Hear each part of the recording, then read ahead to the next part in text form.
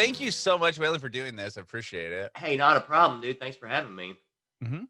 So our podcast is about your journey in music and how you got to where you are now. Sure. So why don't you tell me a little bit about where you grew up? I know you have a musical family. We'll get into that as well. I do. I was born in Nashville, Tennessee, but I was raised from 2 months on, uh, starting off in South Texas, in a little town called Vidor, which is about 9 miles from Beaumont. Okay.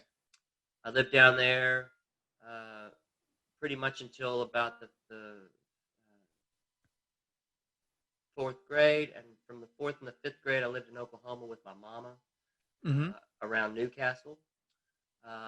Then moved back to Texas, to Frisco, Texas, which is a little bit north of Dallas. Stayed there until I graduated high school, and then went off and started making my way in the world. Right.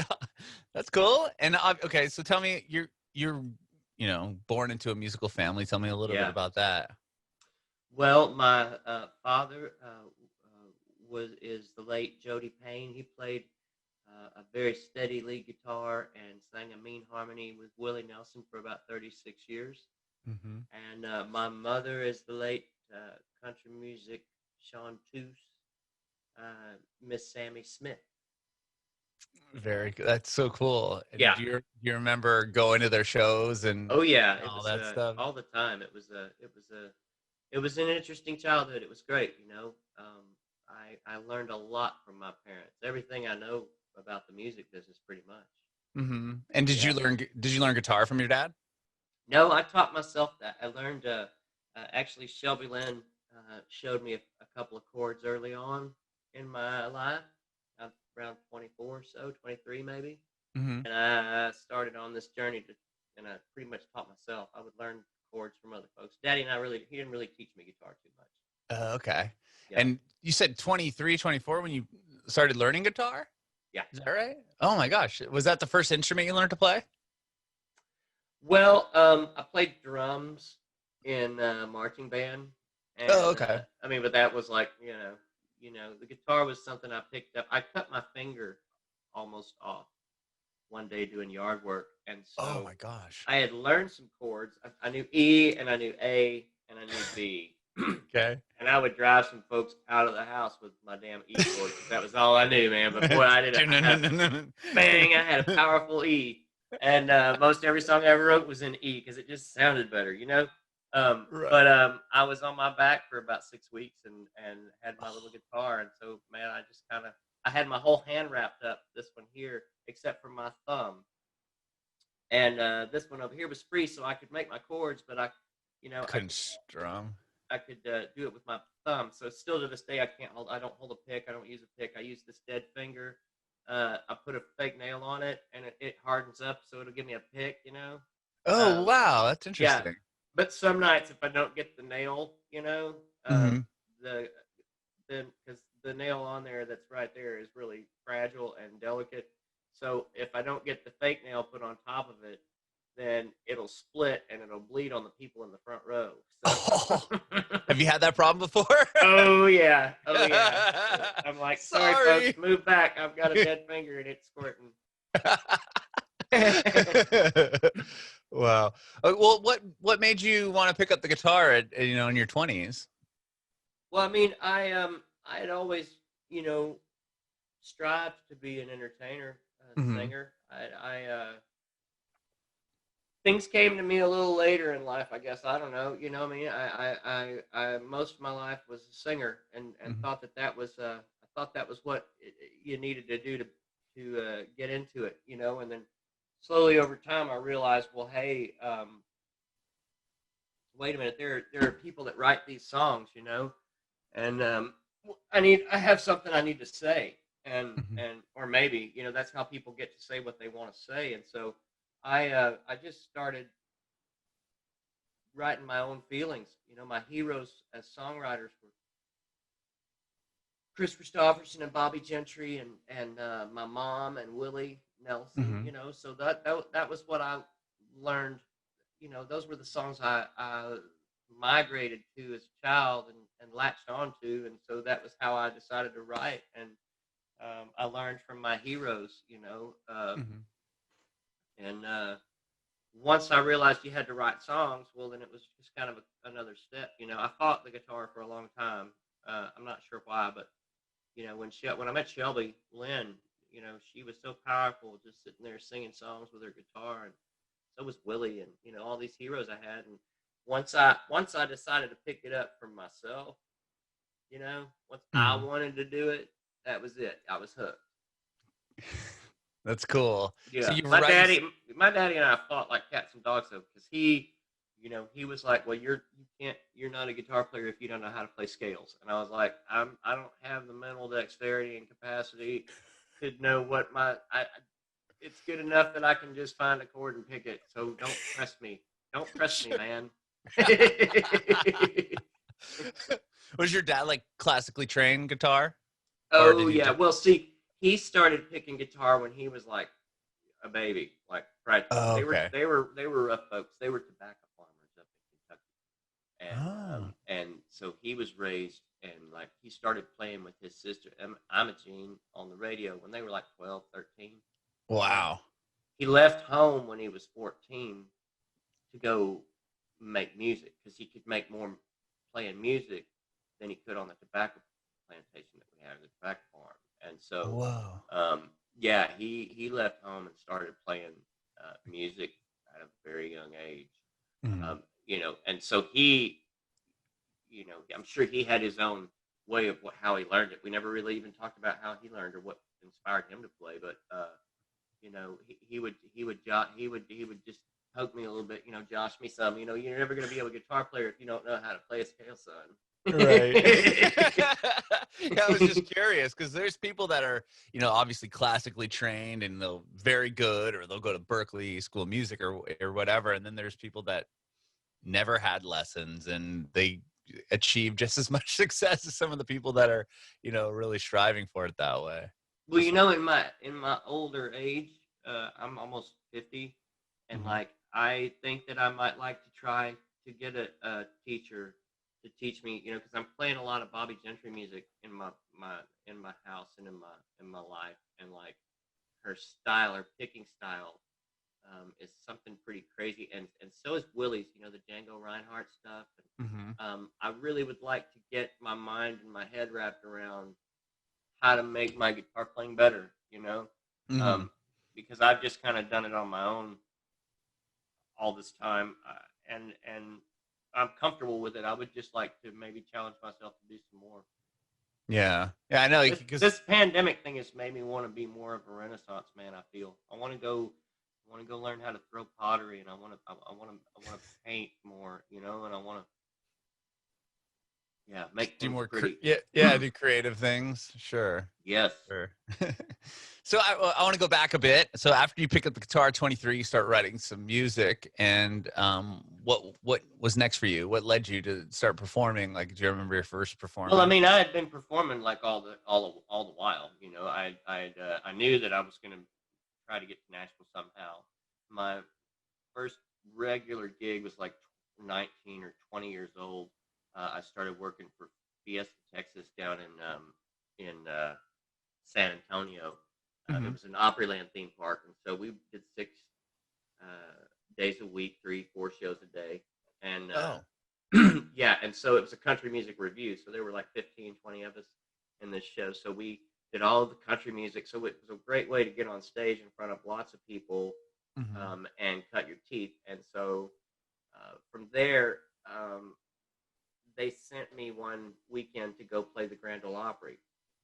And so at the Opry, I met Johnny Russell, who introduced me on his segment that day. And a couple of weeks later, he had called me and convinced me. He was like, "Hey, you're really good. I think you should come to Nashville. I want to introduce you to some people." So, on John's um, suggestion, I packed the car when my show job ended and moved to Nashville, and I started singing in beer joints. My mom had told me early on, if you want to have a career in music, you need to find somewhere to sing 6 nights a week and do it. So I found the bars down on Broadway, and I started singing 7 nights a week, and not just a song or two here. We would start at one end of Broadway, and there was a live band in every bar down there. So we would work our ways. Me and my group of friends, we would start at one end and sing 4 or 5 songs, and then move to the next one, sing 4 or 5. We did it all night long, and we Wow. did that for years. Broadway back then was kind of rougher than it is now. Now it's a real tourist attraction, but back then it was like there were some porn stores and like hardcore beer joints. Like Tootsie's was a hardcore beer joint. Mm-hmm. The turf was a and Mama Joe's, and it was just a different animal. Printer's Alley used to be one of the coolest joints in the world because there used to be like 8 or 9 bars in that alley, and like it was just a different way of life. But we learned, the cool thing about it would be, they were like, oh, don't go down there to Broadway, don't do that. That's not where all the losers hang out. Well, those losers that they were talking about was like the Texas Troubadours or the remaining members of the Texas Playboys, or any, the Mel Tillis band or the Opry band. They were the pickers that were the best of the best. And I got to cut my teeth with them because I was Sammy's kid or Jody's kid, and I got right in, and they helped me hone my craft. It was only after I met Shelby that I started trusting myself to write my own music. And I toured with Shelby for a while, and then I had kind of a drinking problem. I had a little bit of a drug problem, and I ended up getting fired in California. And once I got out there and I was on my own and nobody else was around, I just started turning inward, and I started writing my own songs, and I just kind of developed my own thing. Wow. And that was in Los Angeles. Did you end up staying in Los Angeles for a while? Yeah, I did. I got fired out there in like 1999 or 2000. And stayed out there and started writing songs and hanging out, and fell into a group of friends. And wasn't too long after that Keith Gaddis, who I had ran into and met, known from Nashville, we ran into each other on the street one day at a stoplight. And I was like, I saw Nashville plates or Texas plates. I was like, hey, Texas plates. And it was Gaddis.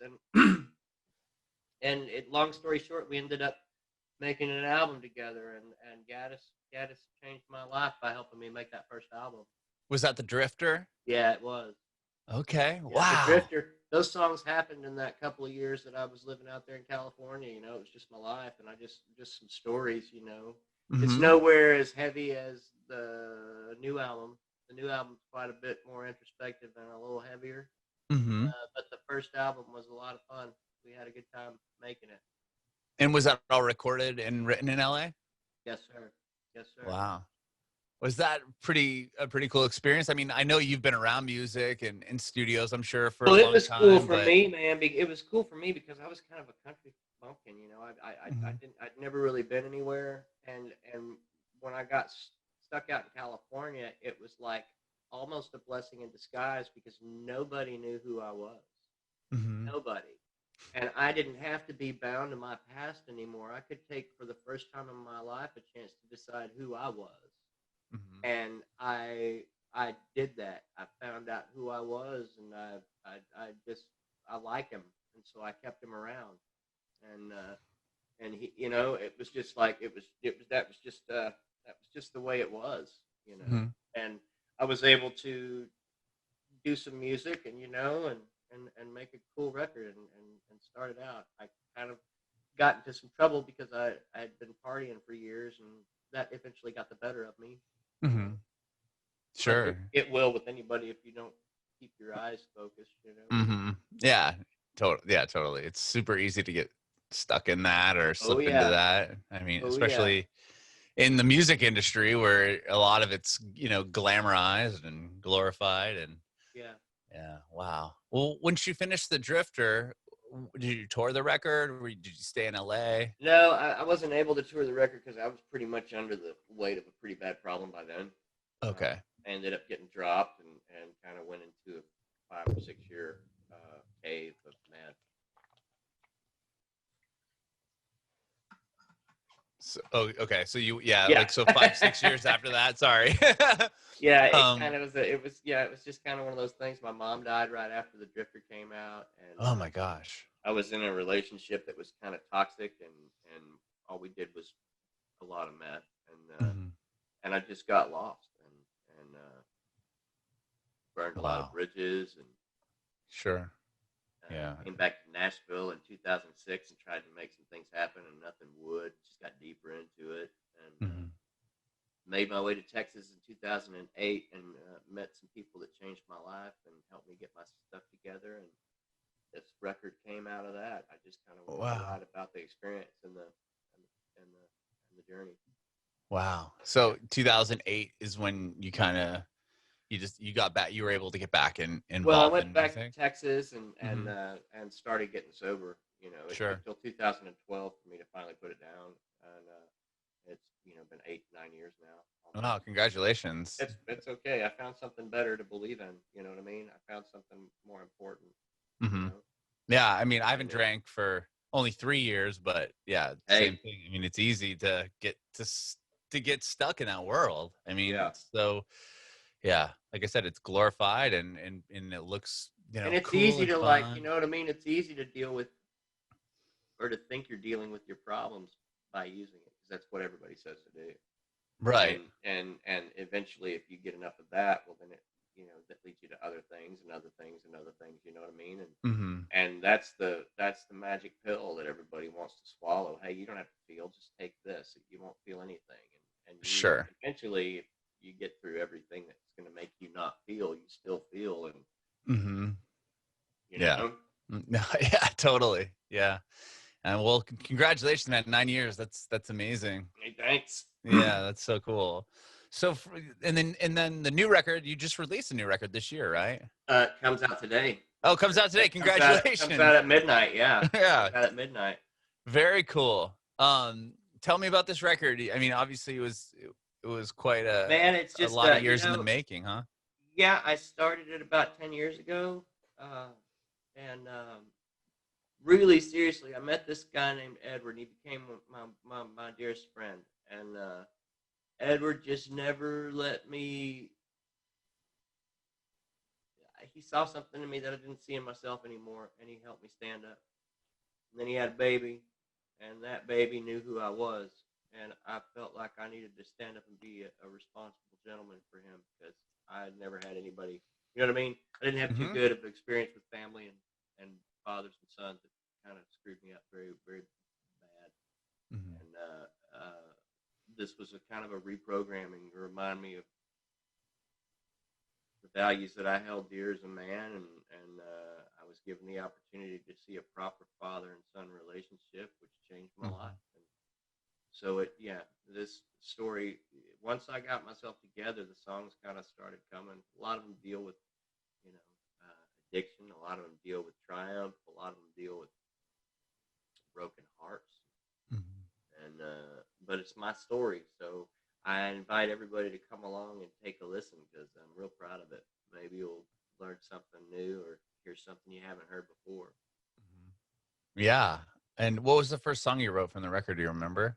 Like, what kind of sparked Well, the the first song album that start? actually got, I mean, well, but that's kind of I think "Sins of the Father" was the first,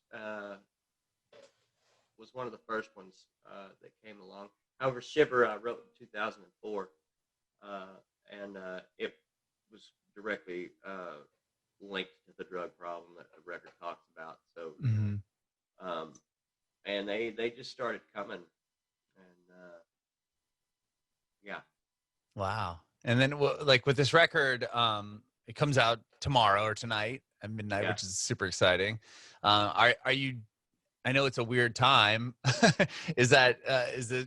Did you think about not putting it out now because of the pandemic, or was that not even a thought in your mind? Hey, I mean, I kind of when it started coming down, I was like, man, I wish we could put it out. And thankfully, the label was just right. We only had to push it back like a month, or maybe, Not bad. Yeah. or two. They were real diligent and they were real committed to this, and I'm so thankful that they were because it seems to be doing its job, which I had hoped for.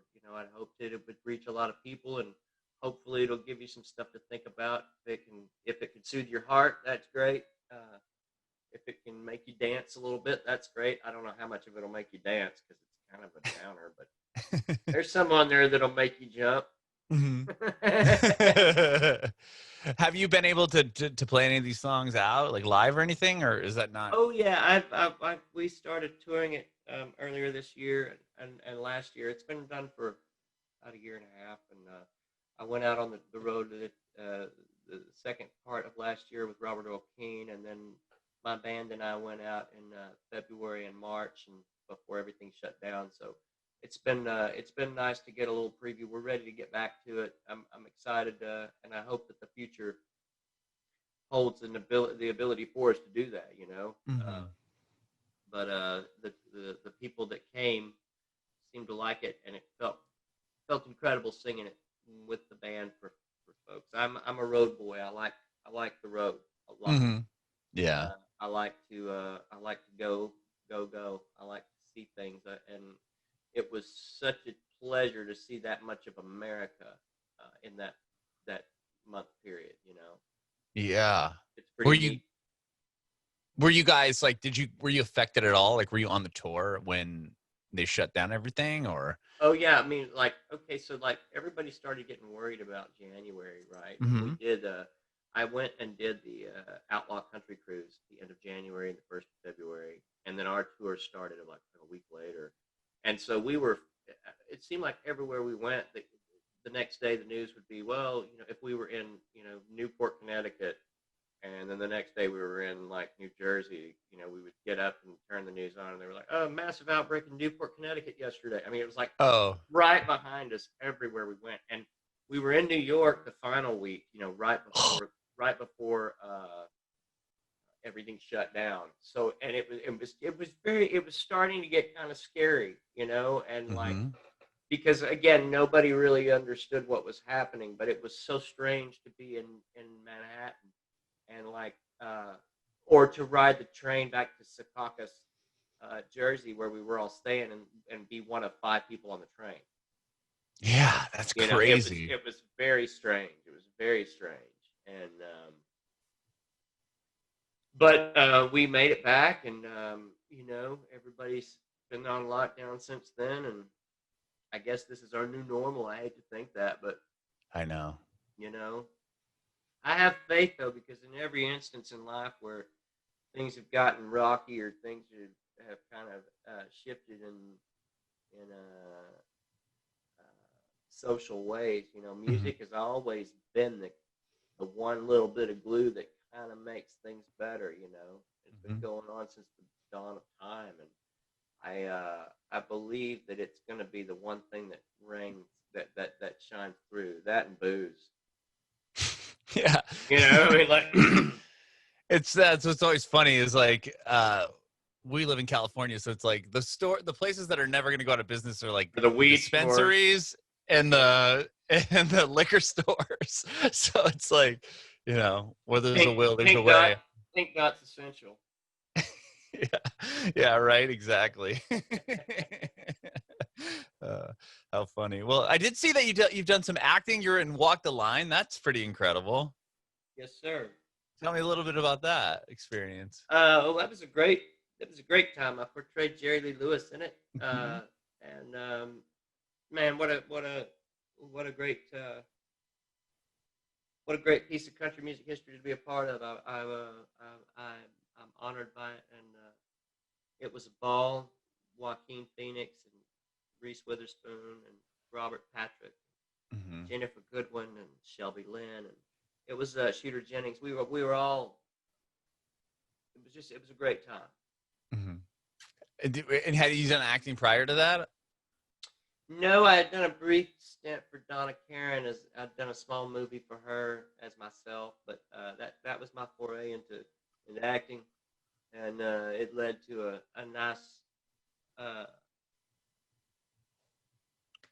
a nice second career, if you will. Right, right, right. Have you done any other acting after that? I've got about 15 or 16 films and TV series to my credit, so yeah, Wow, it's been that's something cool. I've just you have to look for them. Some of them Yeah. are real bad. Do you enjoy it though? Do you I enjoy love it. acting? It's one of my favorite things to do. I enjoy the challenge of being on set. I enjoy watching other actors that are masters at their craft. Hmm. Um, I enjoy uh, I enjoy the production value of it. I love the way that films work. It's one of the best places to get relaxation, if that makes any sense, because you're able to go do your work, and even though your work lasts 15 hours, maybe some days, you know what I mean? It's still once you do your work, you're shuttled back and you're taken care of and fed very well, and you're it's one of those things. Mm-hmm. Was that kind of intimidating? I mean, being new to that world of acting, and then It was being quite on a set with these superstars. I mean, it was quite a bit.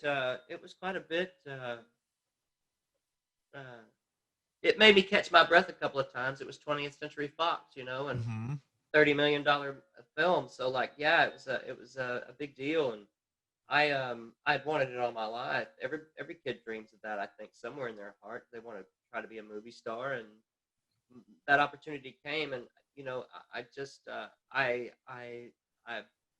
bit my tongue, and I watched Joaquin, and whatever he did, I followed, and I watched Reese, and I listened to Mr. Mangold, and I enjoyed every moment of it. That's cool. What a movie to be in too. I mean, Exactly. wow. It's a piece of history, which is 20th Century Fox doesn't even exist anymore, so it's kind of neat to be a part of that. Yeah, I mean, and the storyline and everything just kind of ties into how you grew up. It's a piece of Hollywood magic. So yeah. Very cool. Well, so tonight the new record comes out. What are you most excited for people to hear on the album? Or I'm just excited for them to have the opportunity to hear the whole thing. The response has been simply incredible from the past 3 months that it's been coming out.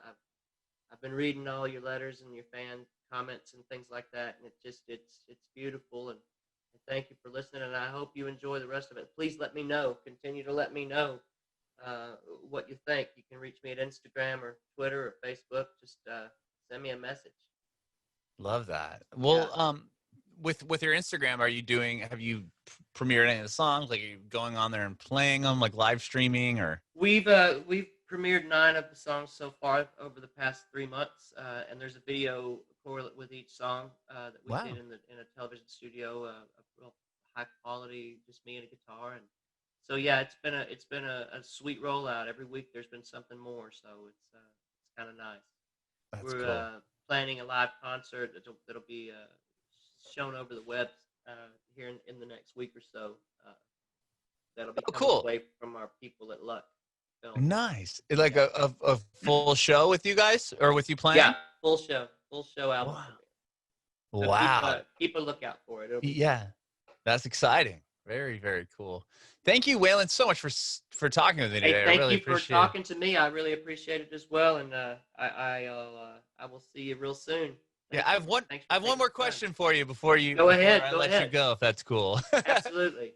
I just want to know if you have any advice for aspiring artists. Man, sing your song and sing it truthfully. Find what you want to sing about and sing about it. Don't be an asshole, and motivate yourself by moving out of love. And that'll take you lots of places. Oh, and always live in the now. Can't do anything about tomorrow. Can't do anything about yesterday. Can do something about right now. As long as you keep right now in check, you're gonna be just fine.